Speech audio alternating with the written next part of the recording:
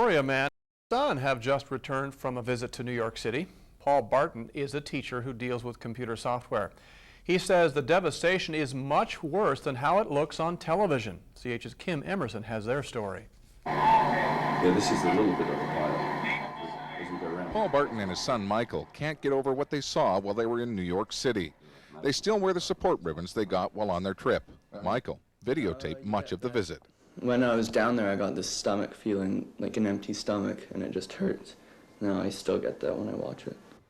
Paul was due to leave for New York. He woke up on September 11th and saw the attacks on the World Trade Centers. I contacted the clients at the time to ask how they were, and of course there was nobody there because they'd actually evacuated the site where we were because it's the secondary communications for the World Trade Center, and so they cleared everybody out of there. Less than a week later, Paul and his son were experiencing the devastation firsthand.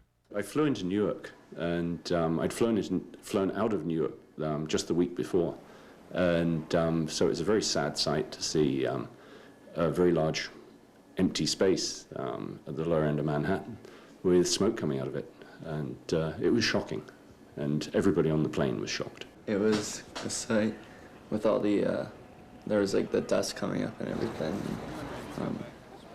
Everyone on the plane was like, oh my God, this is terrible. They couldn't believe what was left of the buildings that were still standing. Gotta keep moving, let's go, keep moving. Police keep a constant vigil around the perimeter of what is now called Ground Zero. It was the worst thing I've ever seen. There's like so much rubble and you know there's people in there, and I don't know, it was terrible. It was almost unbelievable. It was like a mini apocalypse, I think. The devastation was much larger than you can imagine on the TV. It's very eerie, and the people are so sad, and it causes a lot of inner reflection.